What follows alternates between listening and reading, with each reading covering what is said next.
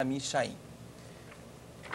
Professor Ociron, eu queria que o senhor começasse contando da sua infância em Santa Catarina. Bom, em primeiro lugar, recebi a visita do Fernando e do Márcio e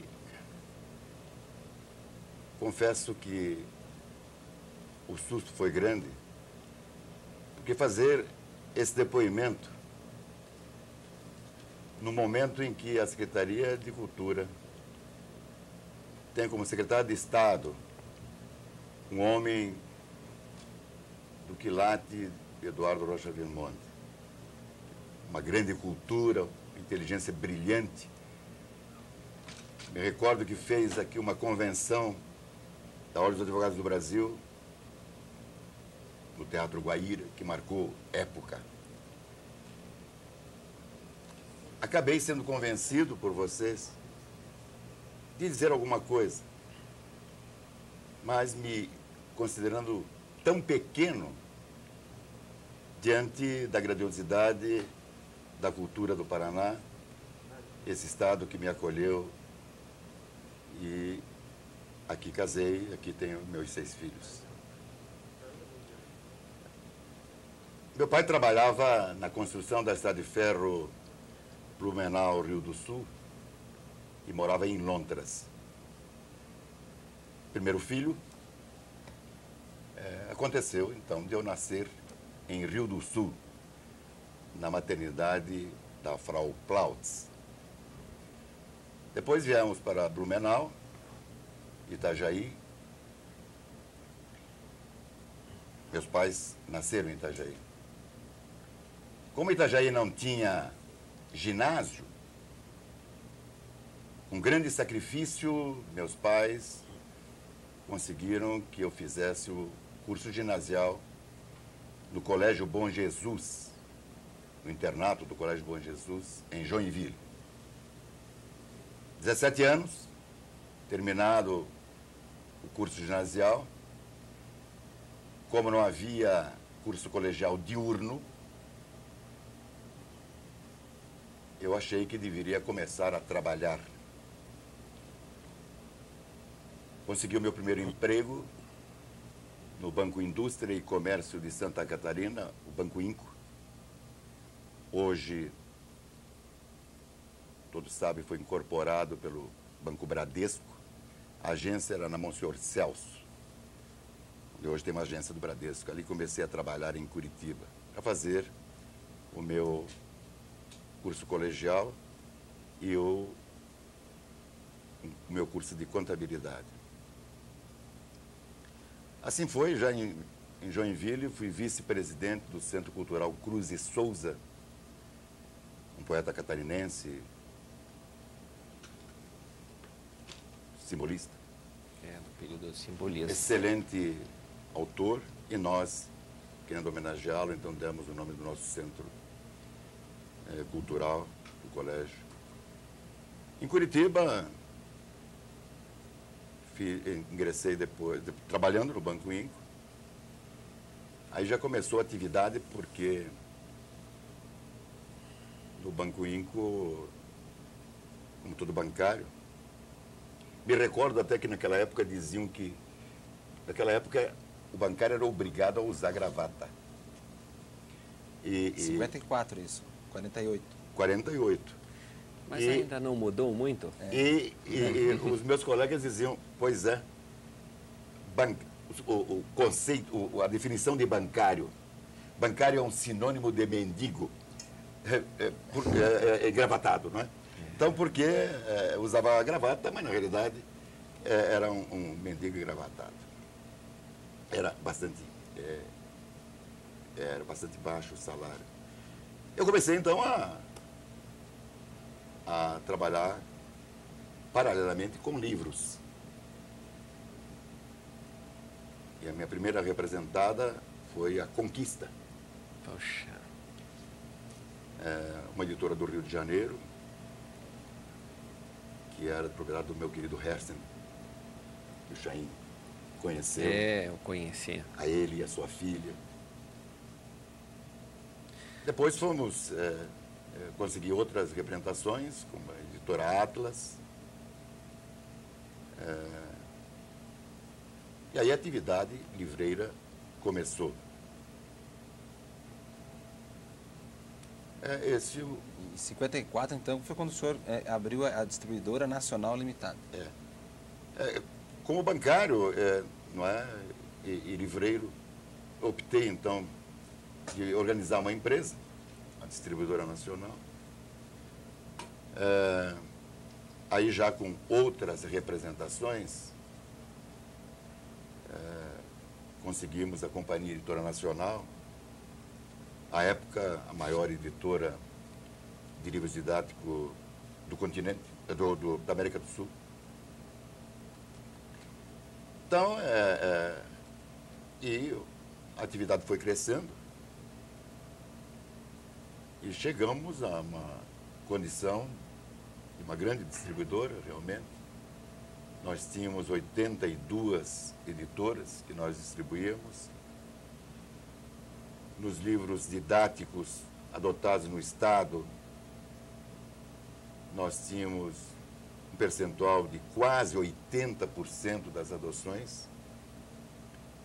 Era realmente uma empresa bastante ativa. Quando o senhor montou a Distribuidora Nacional de Livros, foi mais uma iniciativa empresarial ou havia também ali um certo passionalismo, ou seja, gostar do livro? O senhor lia muito? Sim, desde pequeno, né, meu pai se preocupava de dar essa oportunidade, então ele tinha uma boa biblioteca e eu gostava de ler. As minhas férias, estudando em Joinville, estava em Itajaí, ficava em casa lendo, raramente saía, lendo outras coisas, Tesouro da Juventude, que tinha naquele tempo, as coleções que meu pai tinha, os livros que ele tinha. Minha mãe também gostava de ler bastante. Foi realmente... o livro é uma paixão. Aliás, até falando em paixão, eu até queria te dizer, com tantos anos de livro, não é? Antes de mais nada, é um prazer estar aqui, não é? Com o programa Personalidade e uma personalidade muito querida, que é o professor Ociron e o amigo que eu tenho. Mas eu queria fazer uma pergunta bem a queima-roupa, não é? Embora nós dissemos assim, cuidado com a pergunta aí que você vai me fazer, não é? Mas de qualquer modo, Cirão, tanto tempo que você ficou com o livro, qual o livro que te marcou profundamente? Você tem na memória, assim, um livro que te marcou profundamente? Jair, você me deu... bom, muitos marcaram, né? Mas você me deu a oportunidade de dizer que o Chaim Livreiro, poucos sabem que esse menino, ele é formado pela nossa Universidade Federal do Paraná. E foi professor, também lecionou no norte do Paraná. Então, de grande cultura. E hoje ele está fazendo aquilo que eu gostaria de ter feito. Ter uma excelente livraria, que não é só livraria, tem um nome de livraria, mas ele é sobretudo um distribuidor de livros. Então, continuei o caminho do Ciron, sabe? Que foi, aliás, diga-se de passagem, ele foi o maior distribuidor do sul do Brasil. Há uma marca de um livro, né, chamado Livros do Brasil, é uma tese de um canadense, editado pela USP. E nesse livro tem o registro, né, da Distribuidora Nacional de Livros, propriedade do Ciron Cunha, como o maior distribuidor de livros do sul do Brasil. Agora, quando nós falamos em sul do Brasil, nós temos que analisar. A maior venda de livros do Brasil é o sul do Brasil. Então, seguramente, eu acho que ele foi incompleto. Ele devia dizer a maior distribuidora do Brasil, não é? estava aqui no Paraná, estava aqui nas mãos do Ocirão Cunha. E quanto tempo durou a distribuidora nacional? Agora, Ocirão... Eu estava respondendo a pergunta dele, mas aquilo que eu gostaria de ter feito, não é? Além de distribuir os livros, editar os livros. E o Chaim tem uma garra, uma coragem. O Chaim, um livro que era editado por uma representada minha, a livraria Progresso Editora de Salvador. Exatamente. O Homem Medíocre. Olha aqui, você sabe que por coincidência eu trouxe... A edição, essa era a edição que eu vendia naquele tempo. E não conversamos antes, não foi combinado. Aí você veja aquele livro. Livraria Progresso Editora. José Reneiros. E o Chaim, para felicidade minha, fiquei muito feliz. Ele teve a coragem de,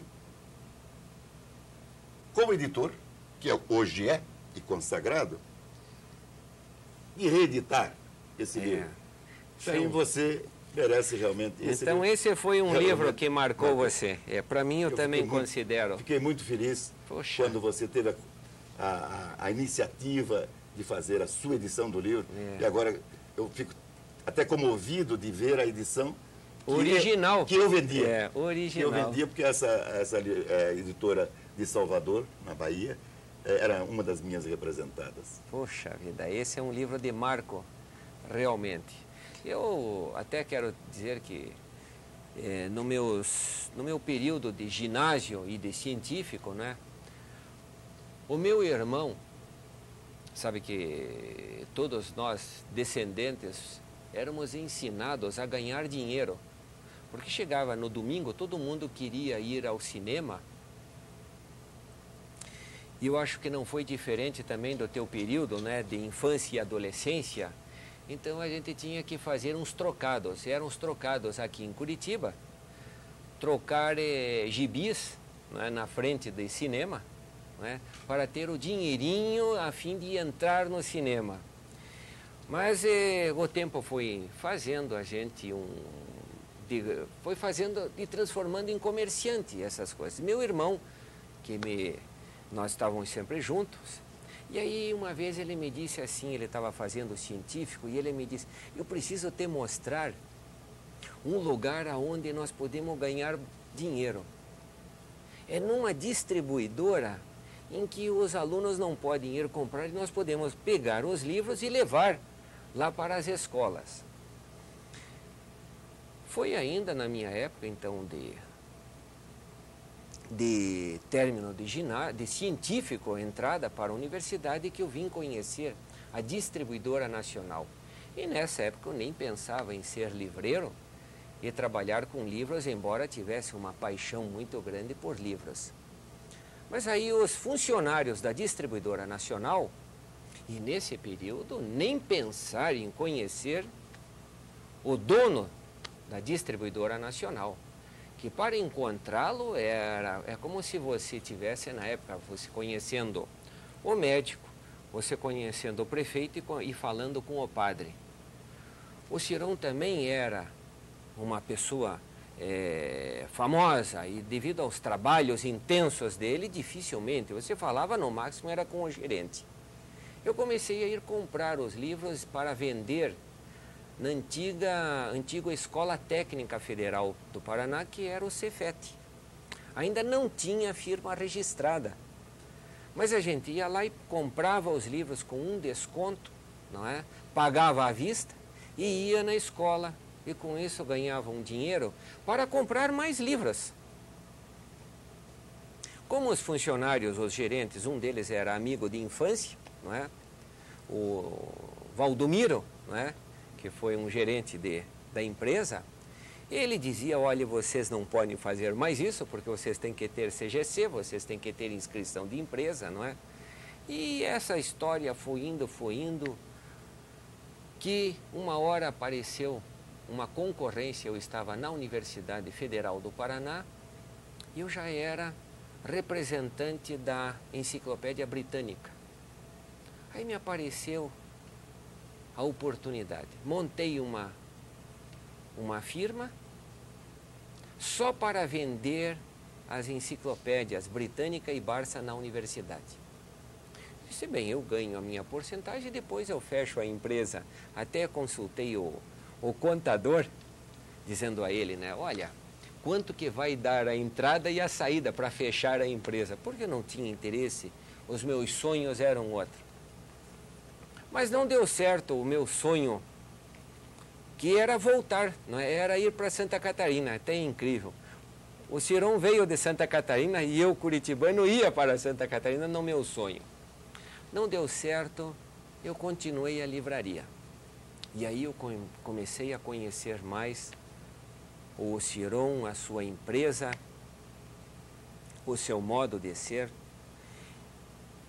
E você tem aqui, Moacir, o que eu sempre digo, um dos homens da mais alta idoneidade moral que eu conheci no meu período de existência.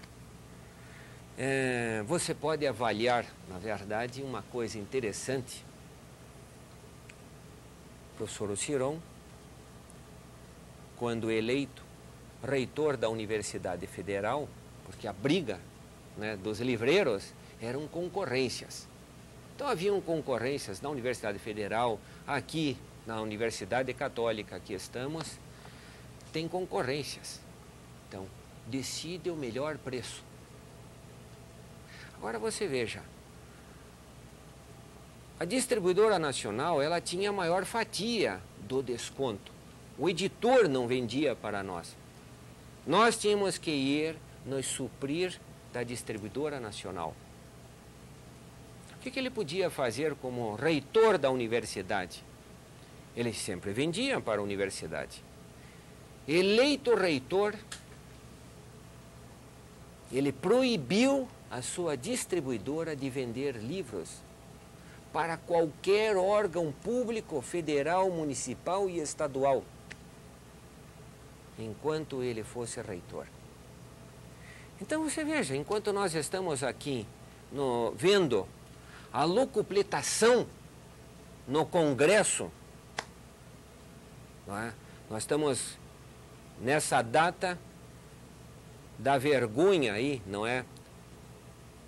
Do seu Pedro Abrão, onde está sendo discutido este fato, onde o Congresso ainda não está limpo. Nós temos exatamente idoneidades, nós temos homens de valores. Ainda restam esperanças para o Brasil, que os filhos, não é, tenham este caminho e brotem frutos para o Brasil da honestidade, da idoneidade, da vergonha. Esses assuntos que falam deste livro, que foram o norte do professor Ciron e de muitos professores que aqui estão, não é verdade, Ciron? Esse livro foi fundamental, e só mesmo com uma bagagem assim, que eu continuei daí, depois a vida de livreiro e conhecendo as distribuidoras, as editoras que o Ciron tinha em mãos. Mas eu avalio que não foi fácil, não é, o Ciron, o início. E esse início, até esse período... De tua carreira, que eu não sabia que o início da distribuidora foi em 54. 54 é cerca de... Foi antes, da distribuidora sim foi em 54. Mas antes eu já trabalhava com livros. Já trabalhava com livros. Já tinha a Atlas e a Conquista. Foram mais de 20 anos. Sim, eu comecei já em 48, quando vim para Curitiba, já comecei com a Conquista, como bancário e representando a Conquista primeiro e depois a Atlas. Depois que era O. Cunha, representações. Né? E depois é que nós fizemos a empresa, então, para faturar. Mas eu queria só... Que avaliação o senhor faz desse seu período como livreiro, esses 20 anos, vendendo não só livros, que vendendo emoção, vendendo... Sim, tudo. O livro, na verdade, é... O Jaim, é evidente que vocês perceberam, meu amigo pessoal, faz esses elogios. é que quando eu assumi, eu era vice-reitor e assumi a reitoria, é que dei esta ordem, né? Porque, mas já quando depois vim assumir a reitoria em 78, as empresas, a distribuidora foi desativada, a Livrobras foi desativada, então eu, na realidade, me afastei da atividade. Então, nós tínhamos na Praça Santos Andrade, ficou só um depósito em extinção, a distribuidora nacional, a Companhia Editora Nacional foi incorporada por uma outra editora e criou uma filial aqui, nós fundou uma filial, criou uma filial em Curitiba. Então, desativamos a atividade. Agora, o problema, eu disse que me sentia, que o Chaim fez aquilo que eu gostaria de ter feito. Eu fiz em parte. Então, fico muito feliz quando o Chaim edita livros aqui. A dificuldade, mas era imensa. E o nosso querido secretário, Dr. Eduardo Rocha Grimonde, ele sabe perfeitamente a dificuldade do autor local. O autor local escrevia bons livros, apresentava às editoras, mas as editoras não editavam os livros, porque só achavam que deviam editar um livro que tivesse possibilidade de venda em todo o território nacional e não somente regional. O que nós fizemos? Então, nós criamos a Editora dos Professores, que era um departamento da Distribuidora Nacional de Livros. Para fazer o quê? Para exatamente fazer a edição regional, uma edição pequena, para ser vendido no estado do Paraná, e se o livro aprovado, ele então, nós ofereceríamos, porque não tínhamos condições de fazer uma edição muito grande para vender em todo o território nacional, porque é necessário de uma rede de distribuição. Isso aconteceu com o livro do professor Geraldo Matos. Isso mesmo. Um livro de português. Nós editamos o livro para o ginásio, foi adotado, muito bem aceito pelos seus colegas de magistério. É evidente que está lançado, professor. Agora, o caminho está livre. O senhor pode chegar a uma editora, dizer que o livro foi testado, aprovado e que pode ser editado para distribuição em todo o território nacional. O professor Geraldo foi com o seu livro para a editora FTD e hoje é um dos livros que mais se vendem nesse país para o ensino da língua portuguesa. Resta dizer, inclusive, até completando o que o Ciron estava comentando, foi um dos livros mais vendidos na época, não é? De literatura, no estudo da língua portuguesa, o Geraldo Matos e o Eurico Bacher, sim, não é? Os dois professores. Eles resolveram fazer uma parceria, não é? Os dois. Então eu era acho que eu aprendi português com esse livro. Deve, que bom, mas todos os estudantes do teu período, da tua idade, devem conhecer esse livro, como nós fomos de um dos livros da Editora Nacional, não é? Que era o livrinho do tio Emílio, não é? A cartilha do tio Emílio da época do primário, né? O Geraldo e o Eurico foram exatamente nisso. E isso aí está exatamente uma coisa importante, viu?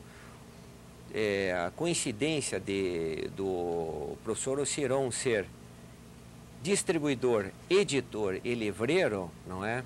É essa sequência que eu venho fazendo exatamente, não é? Os mesmos passos. E aprendendo exatamente essa envergadura, não é?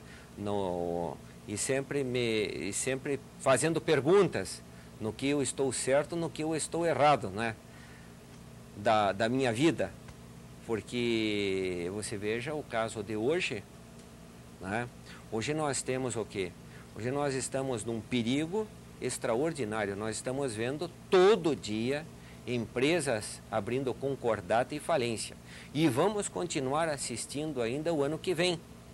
Agora, ao lado disso, o mercado livreiro, né, o mercado editorial, hoje é um mercado extraordinário.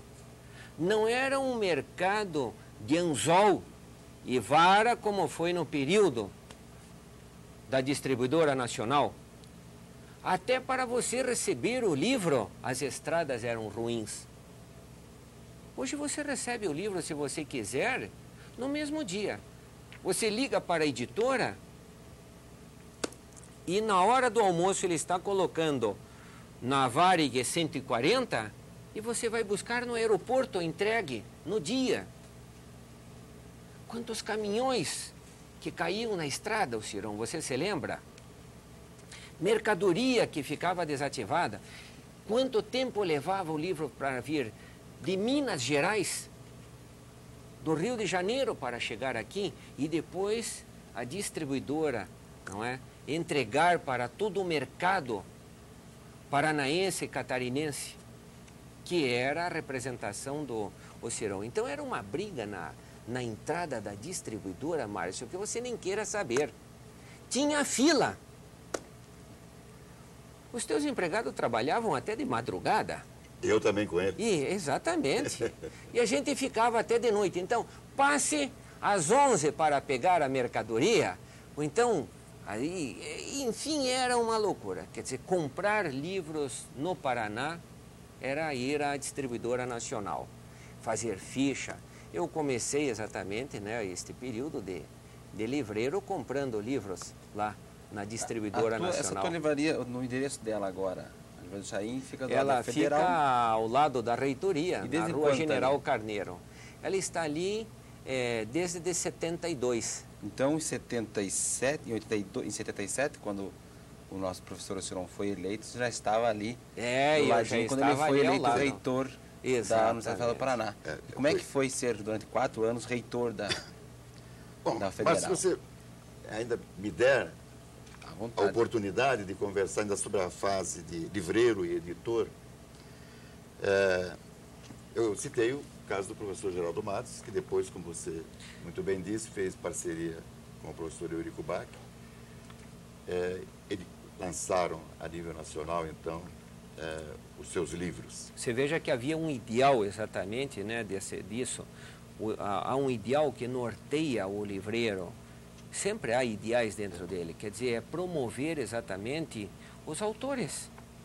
Mesmo o professor Cirão, não é? Que eu acho que ele já é, se não, já é um paranaense, né, de coração, seus filhos todos são paranaenses. Paranista, como o Bento dizia, aqueles que para cá vieram e se aclimataram. E se aclimataram na chuva. São paranistas e amam mais essa terra do que muitos que aqui nasceram. Então esse é o ideal, quer dizer, nós aqui no Paraná, na verdade, não temos ainda, não vingou uma editora, mas nunca deixamos de lutar por isso. Então você veja que as ideias originais do Cirão foram passando para os demais livreiros. E hoje os livreiros tentam fazer isso. Esse trabalho magnífico, como por exemplo é a obra aí, A Morininha. Quantos volumes nós vendemos? Uma edição de quantos mil volumes? 15 mil. 15 mil volumes. Uma venda dessa foi em quanto tempo, Cirão? Em um mês. Em um mês. Isso é um marco. Editado aqui no Paraná. Aqui no Paraná, trabalho local. Você sabe, hoje, uma editora publica normal.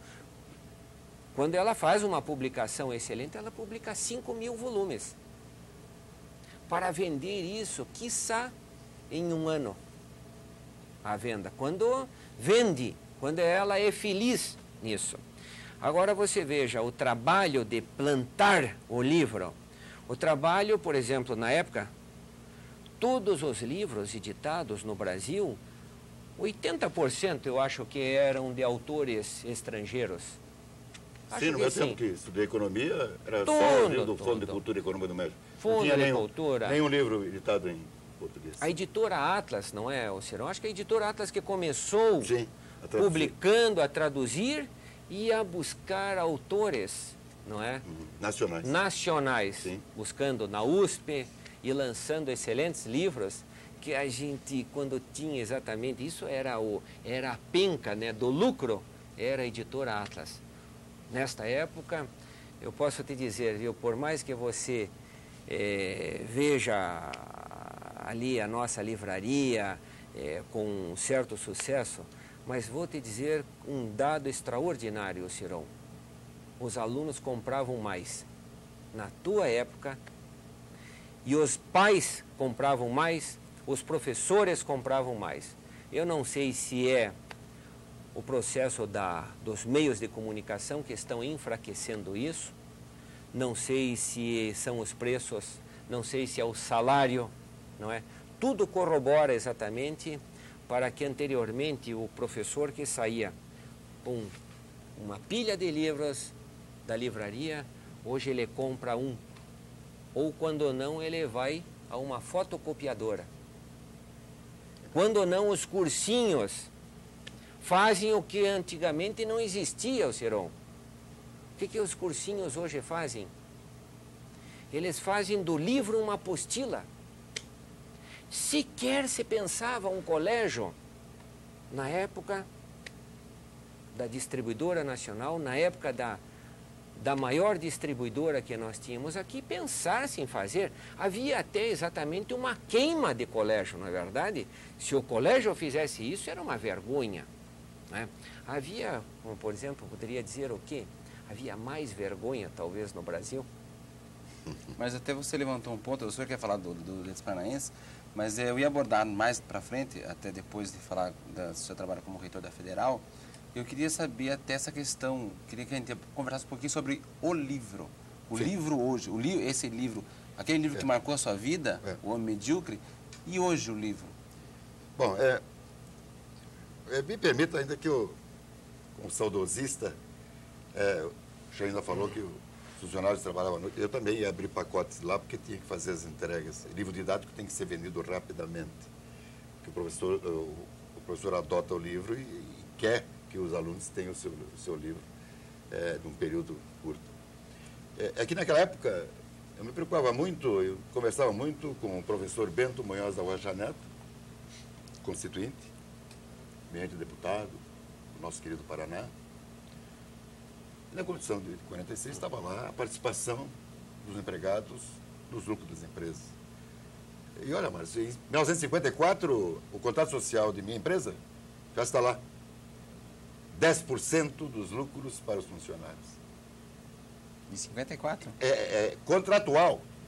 Não era conversa. Não era em decorrência de regulamentação. Era do contrato. No contrato social. 10% era já destinado aos funcionários. Muito bem. Então, Paraná me recebeu e eu quis, então, retribuir um pouquinho aquilo que o Paraná tanto me deu. Fizemos, então, a edição.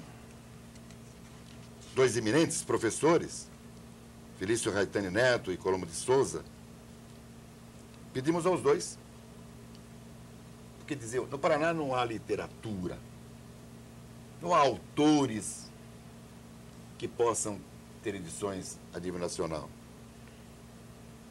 Aqui está uma coletânea do que se produzia, ou se produziu, até aquela data, 1971, com a biografia dos nossos autores, uma beleza. Provando. Esse livro chegou à segunda edição. Então aqui ainda era o Cirão Cunha, editor. Né? Era um departamento da distribuidora. Mas o Chain falou sobre a Moreninha. Aquela ideia de lançar o autor regionalmente o livro testado, aceito, ele deveria, então, o próprio autor, procurar uma editora que tivesse possibilidade de vender o livro em todo o território nacional. Porque o que mais agrada ao autor não é somente editar o livro, ele quer ver o seu livro circulando. Em todo o país, e, se possível, no exterior. Eu me recordo que eu editei também um livro, a narrativa de ficção, do meu querido mestre, professor, doutor Vicente Ataíde. Feita edição aqui, adotado o livro, até muitas livrarias de outros estados pediram, pela editora dos professores, que era um departamento da distribuidora nacional. Depois eu disse, bom, já também está testado o livro, agora procura o seu caminho, Vicente. Você também fez uma série didática que o Chain acabou de se referir. Começamos a série didática, A Moreninha. Joaquim Manuel de Macedo. O que nós percebemos? Percebemos que essas edições de livros paradidáticos que os professores começaram a recomendar aos seus alunos para a leitura, eles tinham algumas incorreções. Ora, começamos com a Moreninha e fomos buscar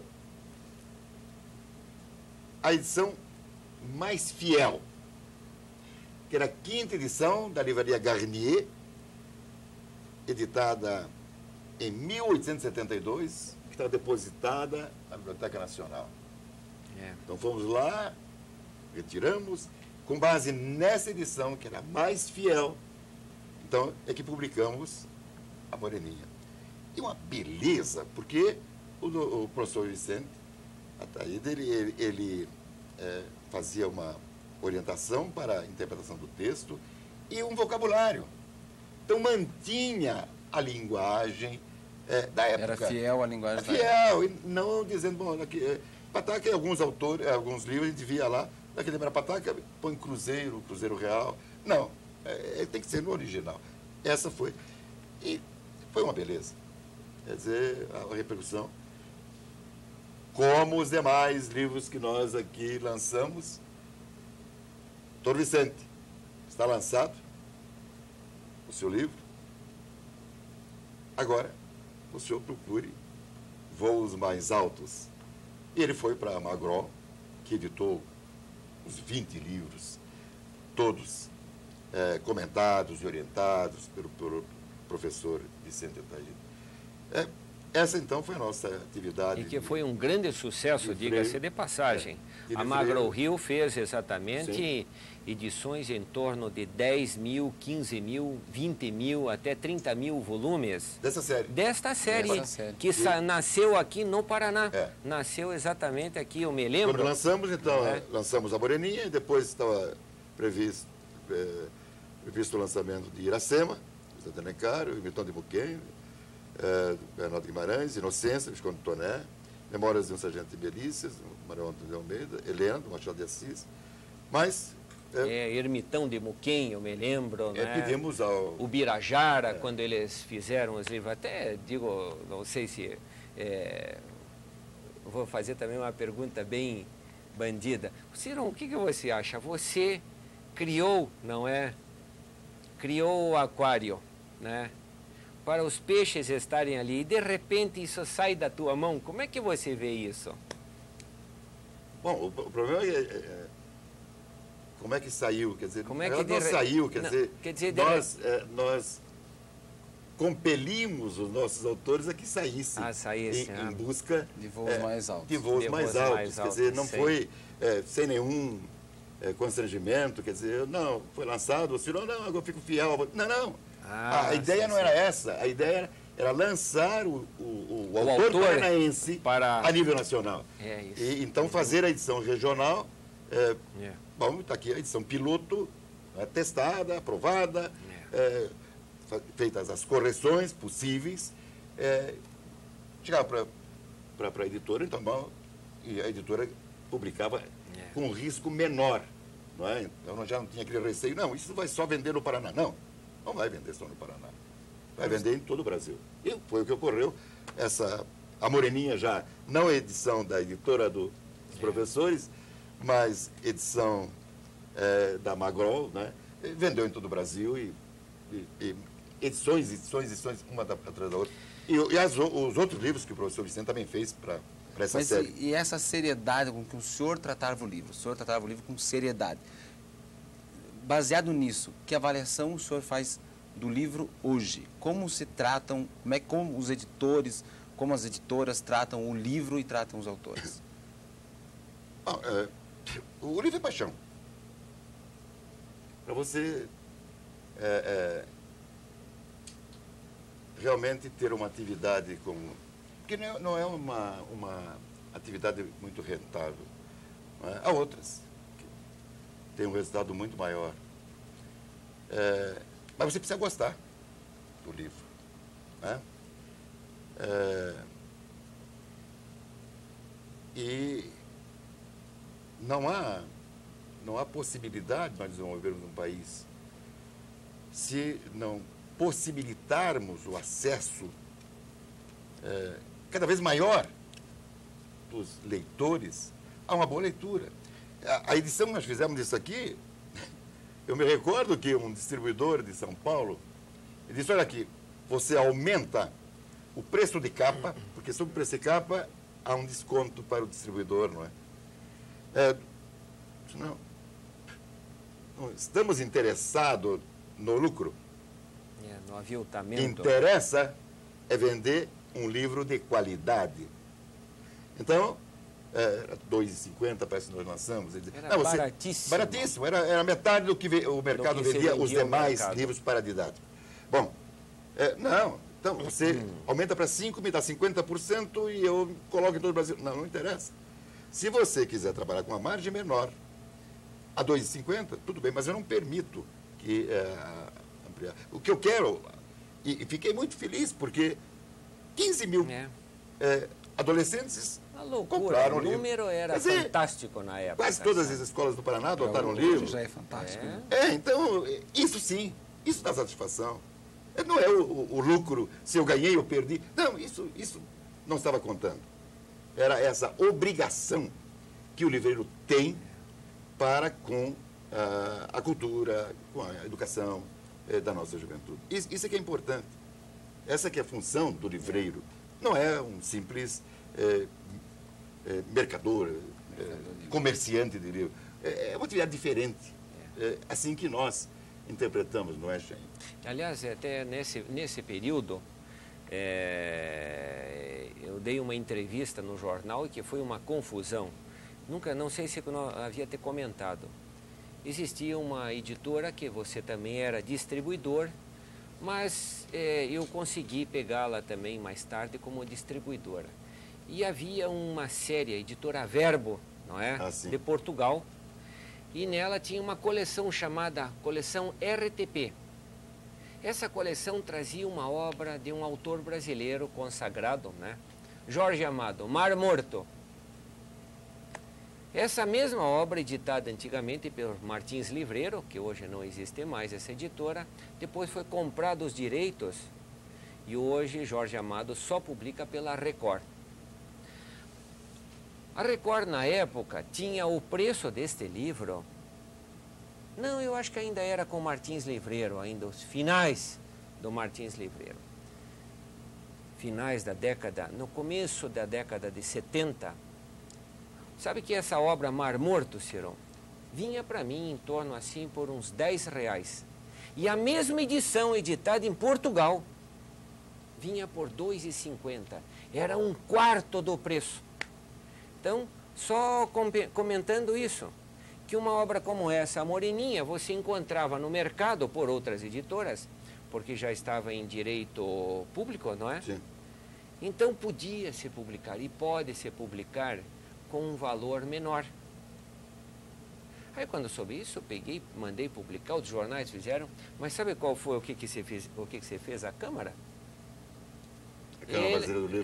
e os outros órgãos mandaram uma reprimenda a Portugal, que não podia ser vendido o livro de autor conforme contratos e convênios. E eu deixei de ter o livro mais barato para ser vendido aqui. Então são entraves assim que acontecem, são coisas assim que quando a gente se encontra, a gente começa a se lembrar de casos. Aliás, eu queria te dizer, é algo muito interessante. Você se lembra de quantas livrarias, você se lembra ainda o nome, de quantas livrarias na tua época ainda existiam, que foi a década de 50, a década de 60, aqui em Curitiba ou no Paraná? Lembra-se de algumas delas, Cirão? O grande problema do Brasil é a distribuição. A edição, nós estamos no primeiro mundo. Excelentes editoras. O grande problema do livro no Brasil é a distribuição. Na minha época, Jaime, existiam 500 livrarias em todo o Brasil. Livrarias. Curitiba, poucas livrarias. Mas ainda tinha muitas. Sim. Livraria e papelaria. Isso é diferente, não é? Então, o negócio é dividido. Mas, livraria, né? Mais do que hoje. Mais do que hoje, sim. Escutou, Márcio? Lógico. Mais do que hoje. Sim, lógico. Livraria Brasil, Livraria Universitária, Livrobras, não é? A Livrobras, que inclusive é uma vamos dizer, a Livraria do Francês, não é? Que era ali do Espanhol, não é? O Bornoz. Exato. Tinha a livraria do... Poxa vida... Mas, enfim, agora a gente não se recorda. Mas uma época, eu fiz um levantamento. Existiam aproximadamente umas 20 livrarias que vendiam livros aqui. Hoje nós temos, eu acho que a metade deste número em Curitiba. Quer dizer, se você for ver, diminuiu. É um dado extraordinário. Sim. Tinham 500 livrarias... No Brasil. E devia de ter, eu acho que umas 100 editoras. Hoje nós temos mais de 500 editoras e talvez umas 400 ou 300 livrarias no Brasil. Você veja como modificou o dado da época, não é, da distribuidora do Cirão. E o problema é que o livro deve ser trabalhado, não é? Deve ser mostrado. E nem todos que se dedicam à atividade têm essa capacidade de trabalhar o livro. Então, chega um livro, a necessidade de que ele seja examinado para que, quando chega um cliente, aqui tem uma novidade sobre isso. E não um simples entregador do livro, né? Quando procuram no livro, quero esse livro. Tudo bem, então ele entrega. Não. E o Chaim, por exemplo, tem funcionários lá que realmente leem. Obrigados a ler. Tem um Eleutério lá, por exemplo. Eu chego lá, Eleutério, esse livro aqui, você deu uma lida? Ontem à noite eu dei uma lida nele. E o que você achou? Eu acho que é bom, você vai gostar. Aí, me dá aqui. Vamos falar então do livreiro, mas a gente vai dar um pequeno intervalo agora e depois nós vamos falar não só da figura do livreiro, como do seu papel como reitor da Federal e também da sua participação no magistério, inclusive participando de conferências da Confederação Mundial de Professores. Ainda há um pequeno intervalo. Márcio, eu queria, antes deste corte, já deixar o professor Cirão, não é? O professor, o reitor e o livreiro, com a seguinte pergunta quando nós reiniciarmos. O que foi melhor para a tua vida, Cirão? Professor? O professor, o reitor ou o livreiro? Ou o livreiro. Depois a gente responde, o senhor responde essa questão. 5 minutinhos para a gente tomar uma aguinha. Já tem 3 perguntas para o senhor. O livreiro... Cara, a gente tem pessoas que...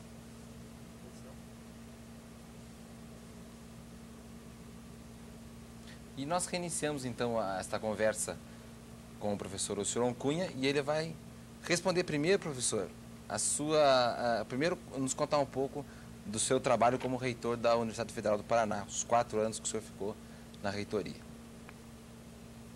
Você quer Primeiro como foi, depois vai dar esse mundo do Chaim.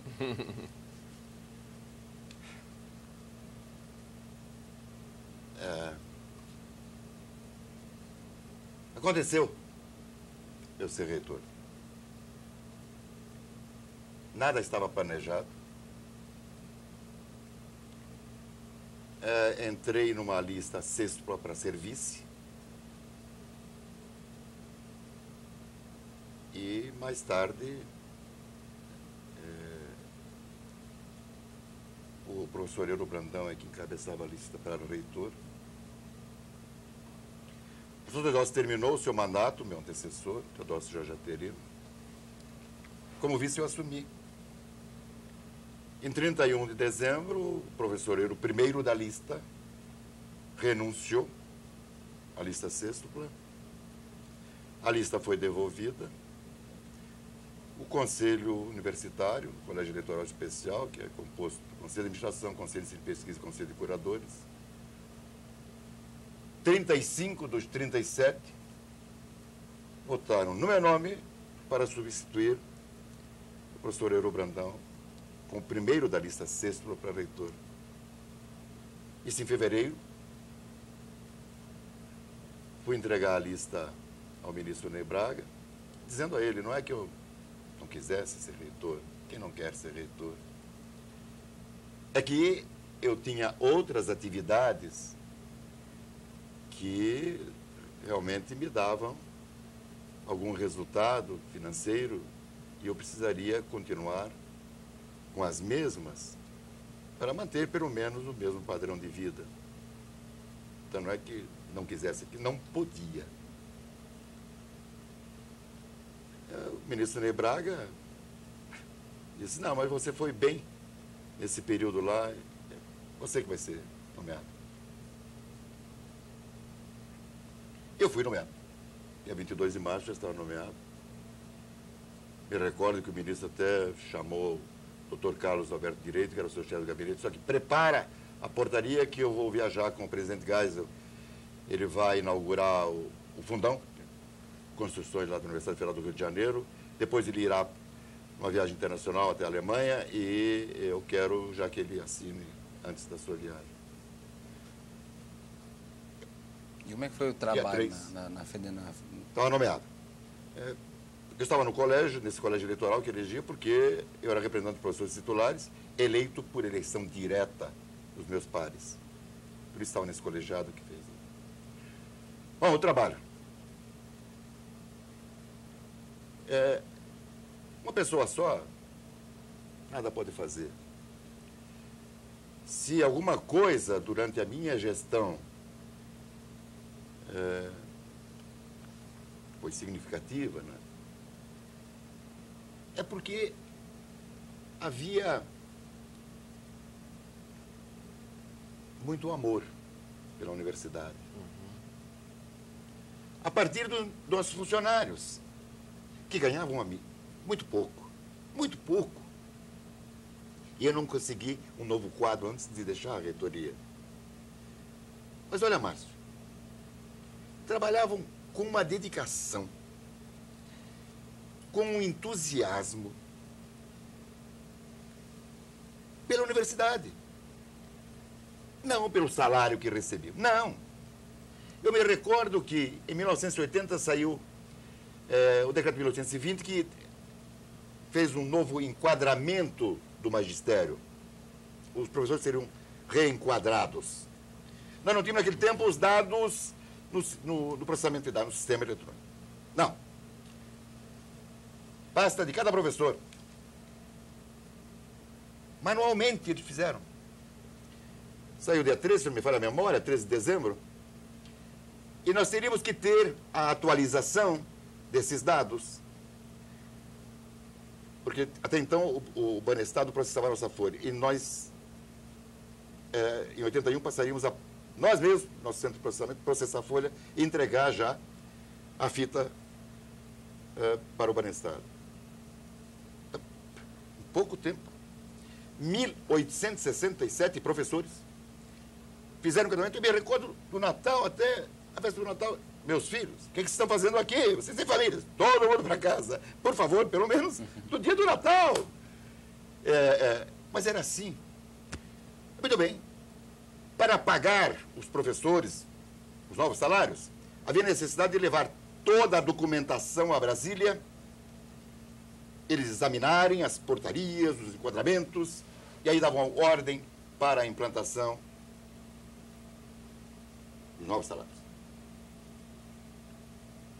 Em janeiro, eu já paguei. Esperei que eles... Fomos a Brasília em março, quando fomos convocados. Esperei que eles examinaram e tal. Ô, Ciron, perfeito. Tem enquadramento da universidade, não tem nenhum erro. Bom, eu devo também ao trabalho do professor Arnaldo Moura, meu querido mestre e amigo, que me ajudou muito, infelizmente já falecido. Nenhum erro. Aí me deram. Autorizamos o reitor da universidade a pagar de acordo. Eu recebi autorização. Disse, aqui, ó, não quero autorização para pagar, eu quero autorização da suplementação de recursos, porque eu já paguei. Como você não podia? Eu confio na minha equipe. Esses eram os funcionários que me ajudaram. Sem eles, eu nada faria. Espírito. Alunos. Eu peguei uma época difícil, porque o presidente Geisel iniciou o processo de abertura política. Aquela coragem do grande presidente Geisel. E realmente retornarmos ao Estado de Direito.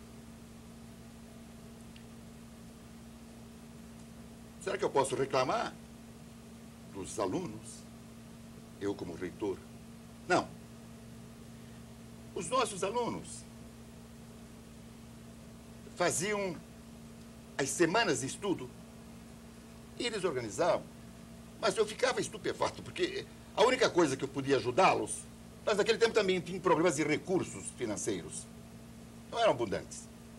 Lógico, em nenhuma época a educação conseguiu recursos, eles sempre são escassos. Você não precisaria de administração. A economia é justamente isso, né? Administrar os recursos escassos para atender às necessidades que são ilimitadas. Bom, o que os alunos faziam? Organizavam essas semanas e o que eu posso dar para você? Ceder aqui o telefone, o telefonema, ir lá para o meu gabinete, pegava o telefone, quero falar com o ministro da Agricultura. Aqui é fulano de tal, presidente do diretório acadêmico do setor de ciências agrárias. Se eu fosse pedir uma entrevista com o ministro, provavelmente a secretária que me atenderia e provavelmente o ministro não iria.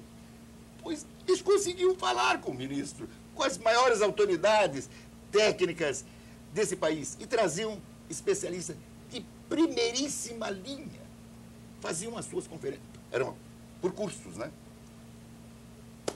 Meu Deus. Que maturidade. Isto realmente me deixava muito feliz. É evidente que eles me criticavam. E seria horrível, porque no tempo que eu era estudante, eu criticava o reitor também, o meu querido Flávio Suplicy Lacerda.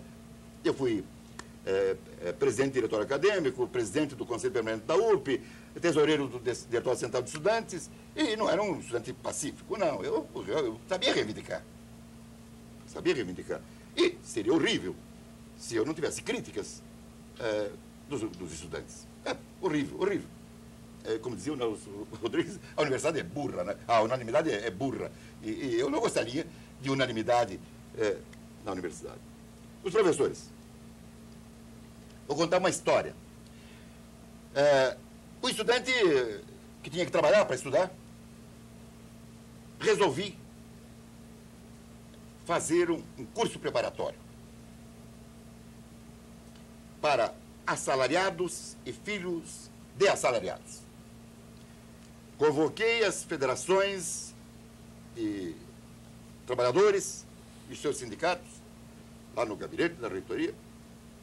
Apresentei os meus antecessores. Olha isso aqui, por Vitor Ferreira do Amaral, João Ribeiro Macedo, lá com as fotografias lá. Até dizia, olha, o sétimo sou eu, mas não tem mais lugar na parede, então eu não irei. Porque é incrível para eu assumir a vice-reitoria no dia 7 de 77, nasci no dia 17, tinha 47 anos e fui o sétimo reitor. Bom, então, para o sétimo não tem lugar para aqui a galeria. E ficava assim, qual é desse cidadão. Vai nos oferecer um curso preparatório, em troca do quê? Vai terminar o seu mandato e vai ser candidato a alguma coisa. E vai nos pedir, vai nos cobrar, então, isso aí. Então, aqui, ó. Fica bem claro, hein? Não sou candidato a nada. Termino o meu mandato, volto para a sala de aula. E realmente, até então, nenhum reitor tinha terminado seu mandato e voltado para a sala de aula. Voltar a ser um simples professor, que realmente eu sempre me considerei. Olha, vocês é que vão dizer. Até quanto? Quem ganha até 2 salários mínimos? Vocês é que dizem. Fizemos uma pré-seleção, é lógico, porque tinha muitos candidatos. 473. Demos os livros, comida no restaurante universitário, para esses estudantes, e os meus professores. Sabe o que fizeram? Olha aí, professores de gabarito, professores com pós-doutorado na França, nos Estados Unidos, dando aula à noite, no preparatório, para esses meninos assalariados e filhos de assalariados, sem cobrar. Esses eram os professores. Você poderia considerar o ponto mais alto da universidade? Então, isto? Hein? Você poderia considerar isso um dos pontos mais altos? Então, o problema nada se faz sozinho. Quer dizer, havia esse amor pela Universidade Federal do Paraná, o respeito que nós todos tínhamos, estudantes, funcionários, professores, pelos nossos fundadores. Que, você sabe, Márcio, você é menino, mas me contam que os nossos fundadores e seus familiares, eles nada ganhavam. Simbolicamente, sim, um salário lá, mas eles tiravam o dinheiro do bolso para ajudar na construção da universidade. Aquilo, realmente, esse espírito que nós tentamos incutir na nossa comunidade. E, graças a Deus, eu sempre digo que Deus me ajuda mais do que eu mereço. Isso existia. Então, o que fizemos, não fui eu. Eu, por acaso, estava à frente da reitoria, mas foi toda uma comunidade, com amor, com sacrifício, ganhando pouco nós ganhávamos também naquela época, ainda ganhamos hoje, o professor universitário ganha uma miséria, em comparação com outras atividades semelhantes no mercado. Então, o que fizemos, o laboratório de eletricidade eletrônica, com convênio com a Copel, mais 4 em todo o mundo, com a mesma tecnologia. Mérito meu? Não, mérito do pessoal, do setor de tecnologia, da querida Copel, que se associou a nós. Nosso Centro de Biologia Marinha, meu Deus, a nossa prefeitura, então, nós não tínhamos dinheiro para investimento, então comprávamos o material, não é? Aos poucos, íamos construindo a construção nossa do Centro de Biologia Marinha mais barata do que a construção de uma casa popular. O professor Valdir Tavares, que foi, inclusive, o prefeito da universitária, tantas coisas, a unidade a UTI de pediatria, que uma vez chegou o professor Jair Cato chorando no meu gabinete, ô Ciro, você sabe que tem criança falecendo porque nós não temos uma UTI para interná-las? Meu Deus, vamos arranjar dinheiro. E conseguimos. Foi instalada antes da minha saída lá, com o apoio de todos. Né? O transplante de medula óssea, em 79, primeiro, no hemisfério sul, né? Primeiro, era um dinheirão para Seattle, não é? Fazer o transplante.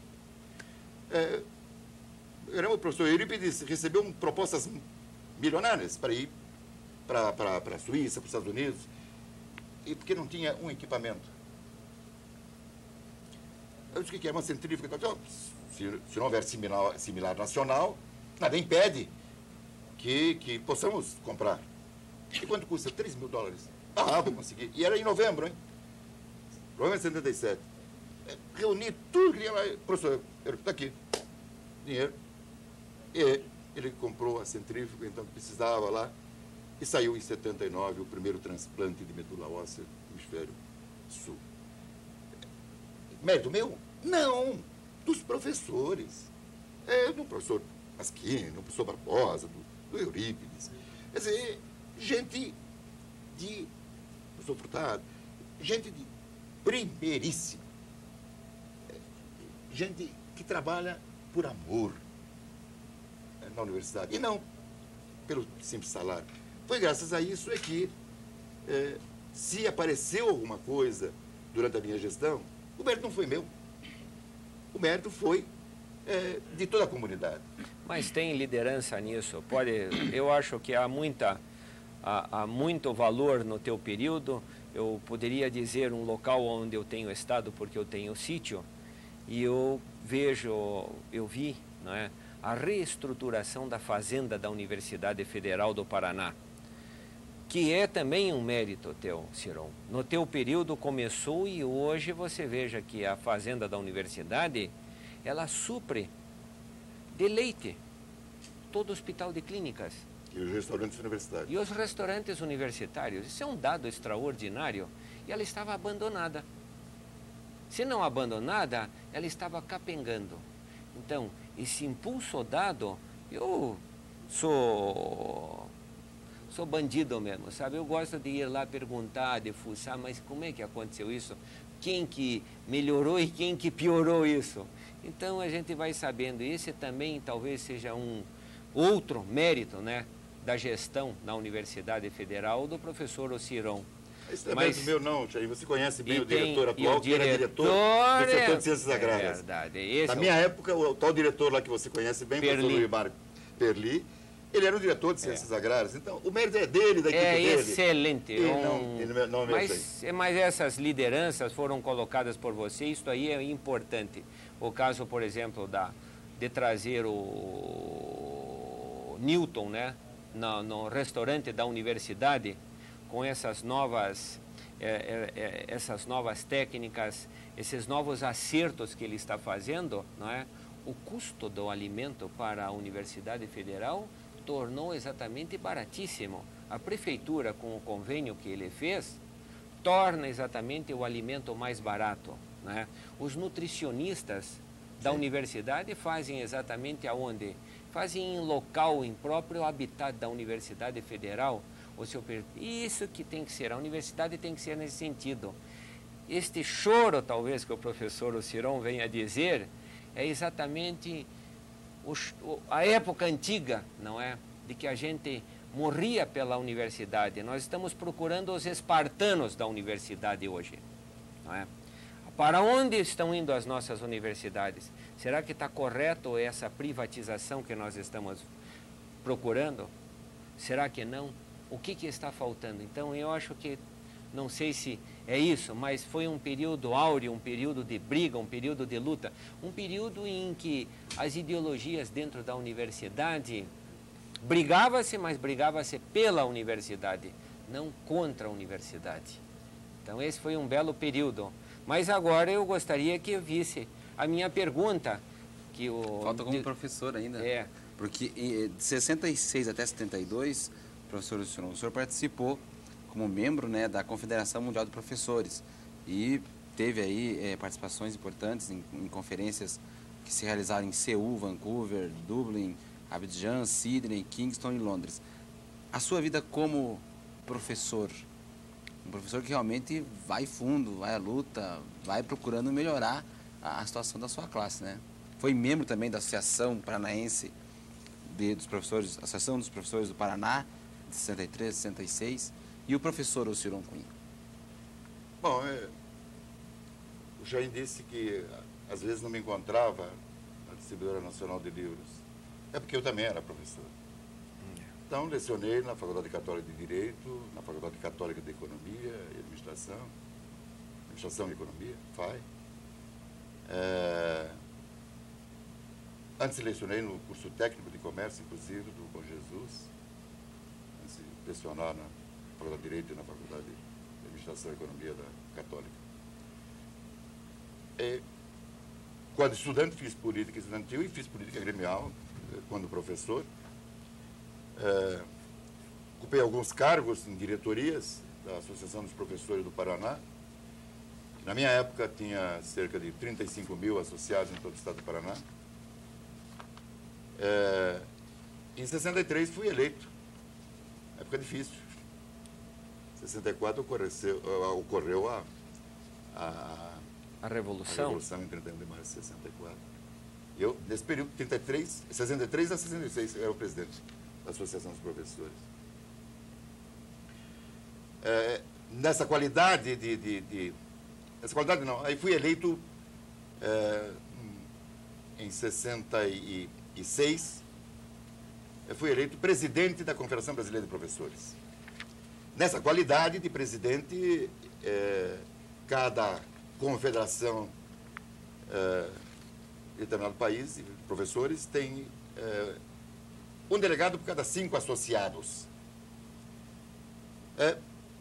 Nessa primeira assembleia que eu participei, de delegados da Confederação Mundial de Professores, que é uma entidade não governamental, filiada à ONU. Aliás, é a maior entidade não governamental, porque tem 5 milhões de associados, sede na Suíça, como eu falei. Participei em Seul, essa Assembleia de Delegados. Depois, em 67... Até 72. Em Baku, em 72 foi... Em 68, em Dublin, eu fui eleito para o Conselho Executivo da Confederação. Em 68? 68. Em 68 também o senhor foi mediador na paz de um conflito? Bom, essa é uma história aqui. Terrível? Dá tempo de... Quer que eu conte essa história? Se o senhor for sucinto, sim. Conflito entre a Confederação Mundial de Professores, né? Entre a Associação Boliviana dos Professores e o governo da Bolívia, né? Uhum. E o senhor foi eleito mediador desse... Bom, eu, em 68, fui, como disse, eleito... E realmente foi uma eleição dura, porque, veja, as grandes delegações, nos Estados Unidos, 1 milhão de associados, nós aqui temos todo o Brasil, 100 e poucos mil, então, o número de delegados, o número de votos, a eleição para a confederação não é fácil de um brasileiro. Me apoiaram, eu consegui. Bom, como único membro do Conselho Executivo da América Latina, então eu fui designado. Me pediram, você não tem que ir lá resolver o problema. Porque o governo fechou todas as escolas, demitiu todos os professores, fechou as escolas, por decreto, promoveu os alunos, por decreto, e demitiu os professores. Eu lá cheguei, tentei conversar com o presidente René Barrientos. Cheguei em La Paz, foi para Cochabamba. Foi para Cochabamba, voltou para La Paz. Bom, final da história, consegui uma entrevista em sua residência. O presidente René Barrientos me recebeu. E eu disse, olha, o senhor mudou uma lei por um decreto. E ele, inteligente como era, disse, peraí, professor, e como atualmente, 68, e como atualmente fazem no Brasil? Não mudam também leis por decreto? Só, não estou representando o meu país, estou representando a Confederação Mundial de Professores aqui. E, lógico, não ia entrar em discussão com ele, porque eu ia sair perdendo. Então, o que eu quero é isso aqui, realmente o senhor mudou por decreto e tal. O senhor me deu tempo de eu ir ao Congresso Nacional, examinar todas as leis, a Constituição da Bolívia, porque o senhor não me recebeu, o senhor levou 9 dias para me receber. Então eu estou sabendo, estou a par de toda a legislação e tal.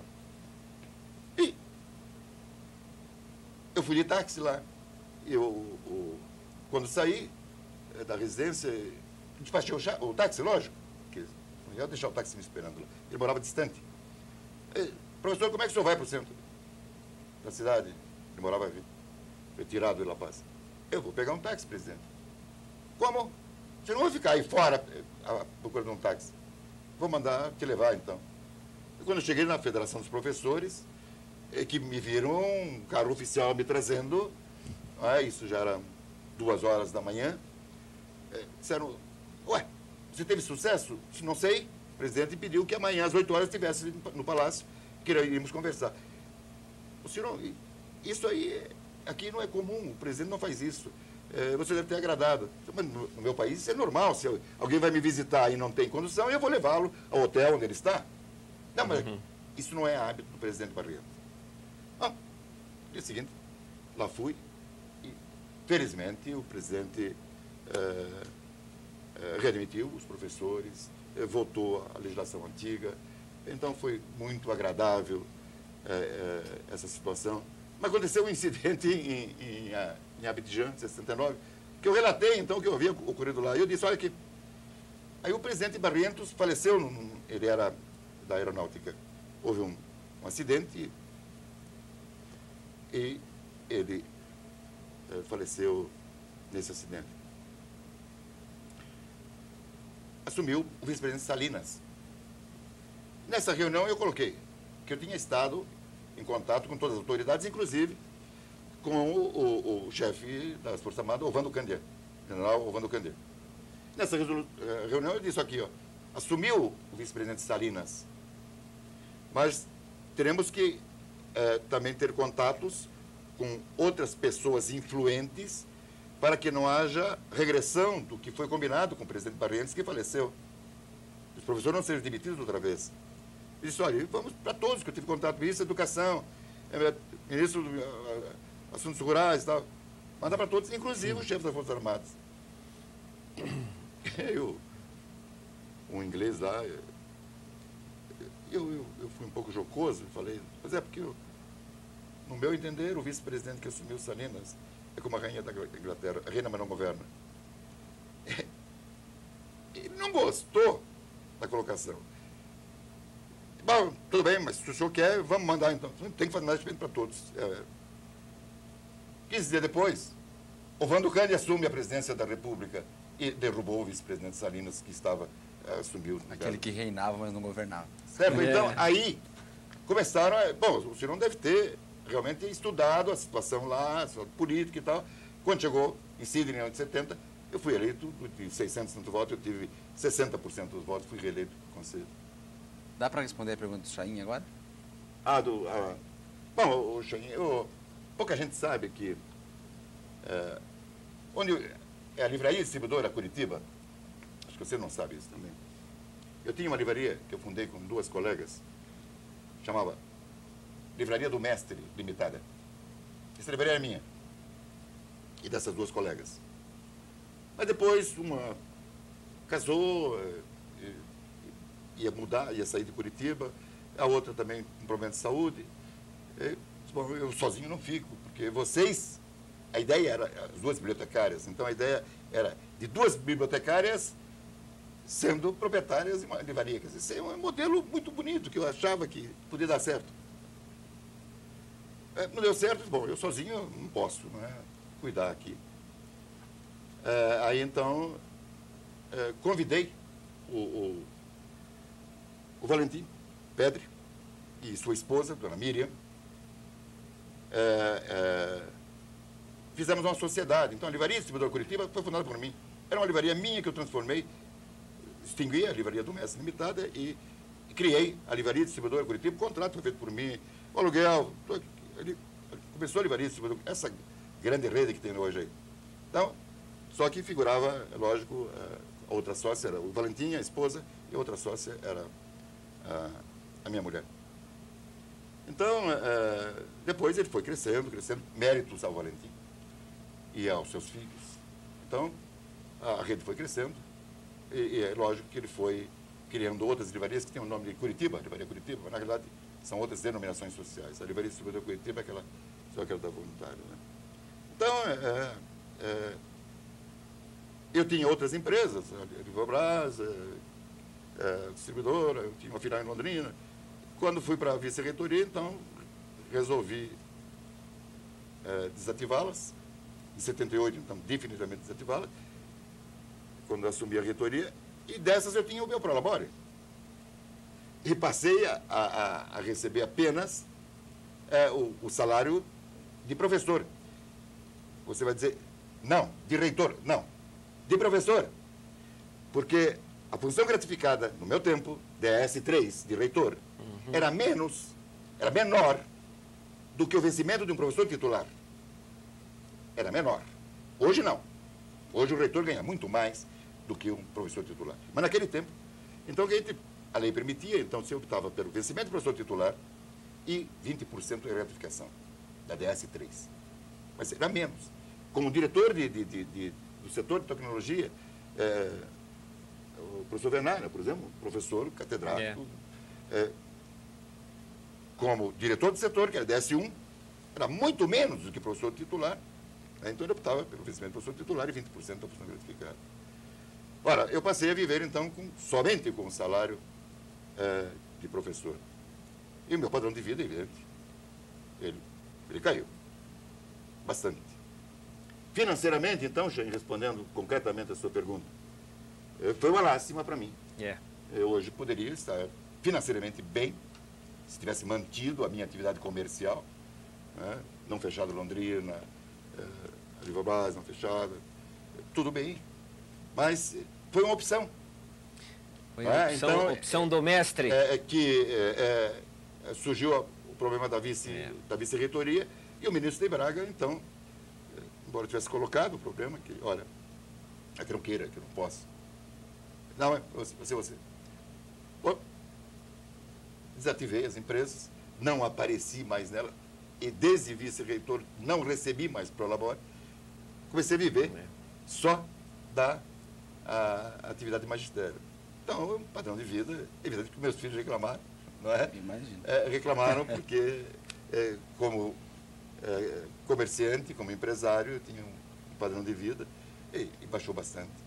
Né? O senhor poderia, resumidamente, colocar o seu trabalho atual, que é como diretor-presidente do Centro de Integração Empresa-Escola, o famoso CIE? Sim, muito prazer. O Centro de Integração Empresa-Escola no Paraná é uma entidade, e você vai encontrar em diversos, mais 6 estados desse país, outros centros de integração empresa-escola. Tem em São Paulo, Centro de Integração Empresa-Escola. É uma entidade sem fins lucrativos, mas são autônomos, não são dependentes. Como o do Paraná. Então, foi criado de São Paulo há 32 anos atrás, há 30 anos o do Rio de Janeiro, e o do Paraná, Centro de Integração Empresa-Escola no Paraná, em 1967, o ano que vem, completaremos 30 anos de fundação. É uma entidade sem fins lucrativos e, o próprio nome está dizendo, então, a diretoria não pode ser remunerada. O que nós fazemos?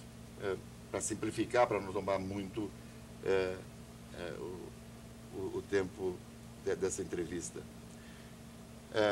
Os estudantes, fazemos convênios com as escolas de segundo grau profissionalizante e de terceiro grau, com as empresas e órgãos públicos. Os estudantes se cadastram no CIE no Paraná.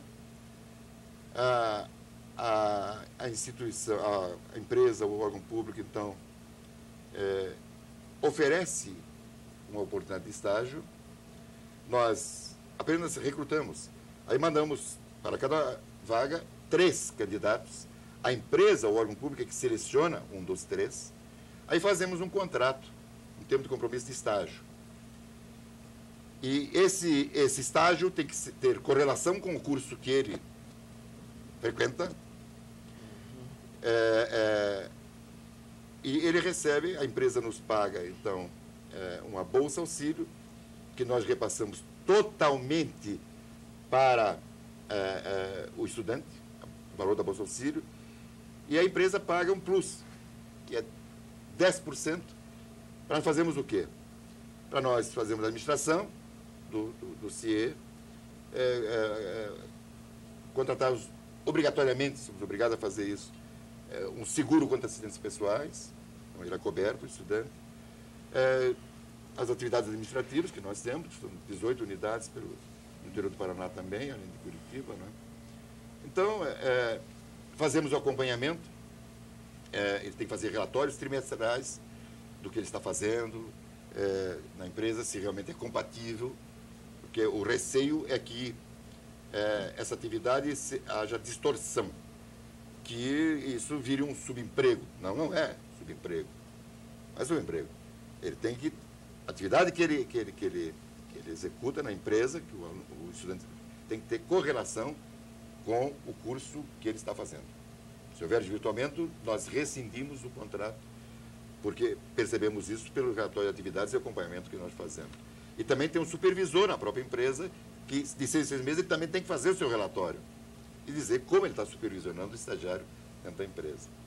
E a escola, o orientador dentro da escola também analisa esses relatórios, nós analisamos, mandamos para eles também reanalisarem, para verificar se há alguma distorção no processo de estágio.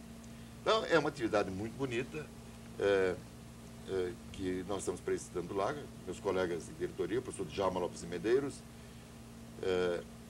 o professor Eugênio Stefanello e o doutor Alcino Miguel de Amorim. Então, somos nós 4 da diretoria executiva, sem nada a receber, não recebemos nada porque o próprio estatuto, mas fazemos expediente lá e realmente... Mais um trabalho do mestre. Isso aí é importantíssimo o estágio para a profissionalização do nosso estudante. Então, aquela parte, ele vai exatamente, aquela parte teórica que ele teve na escola, ele vai ver num ambiente de trabalho efetivo, real. Com isso, o que possibilita? O orientador da escola está acompanhando, o empresário diz, olha, tem essa deficiência no currículo pleno desse curso. O estudante é o canal que leva, nós analisamos, levamos para a escola, olha aqui. Existe a possibilidade da adequação do currículo pleno a esta realidade que existe em determinada profissão nesse mercado.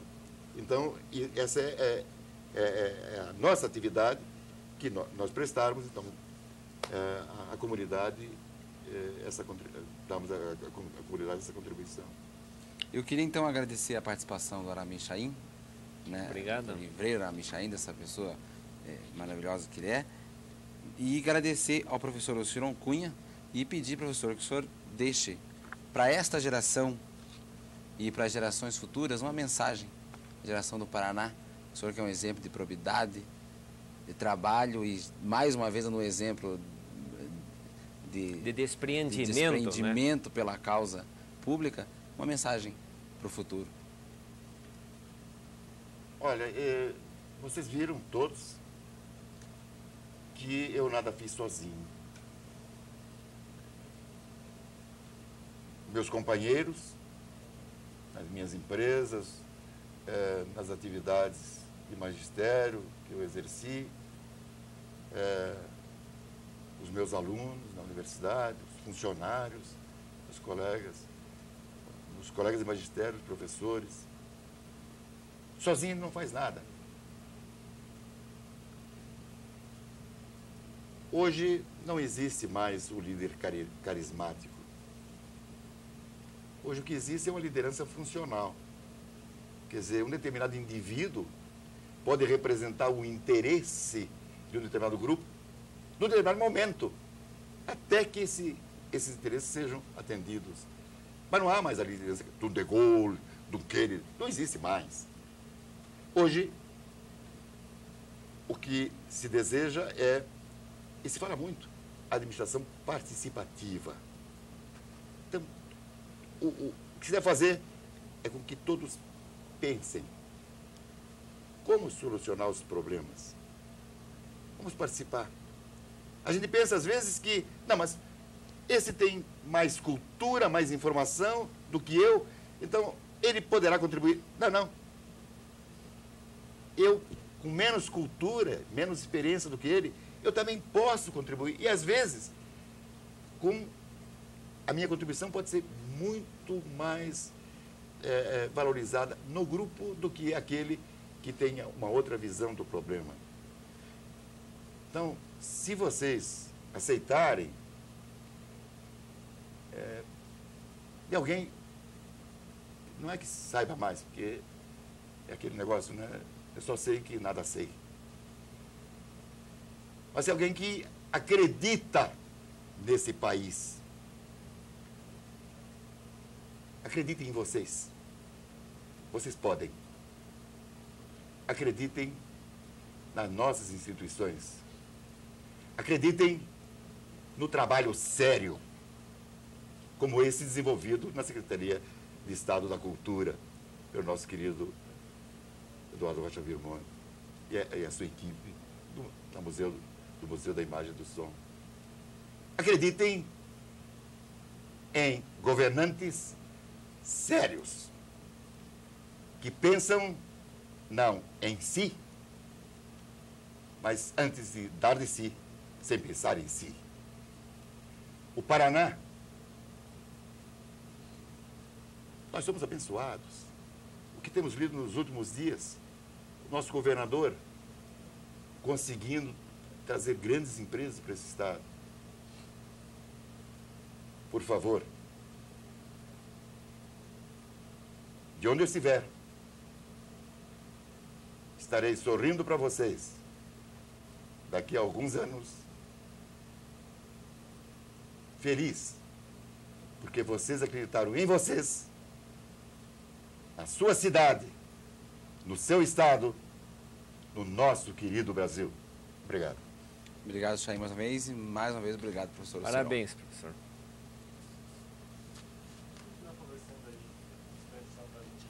Nós vamos agora fechar. Há tanta coisa que a gente, quando o Ciron vem conversando, a gente vem lembrando, por exemplo, a montagem de quase a maior parte das bibliotecas das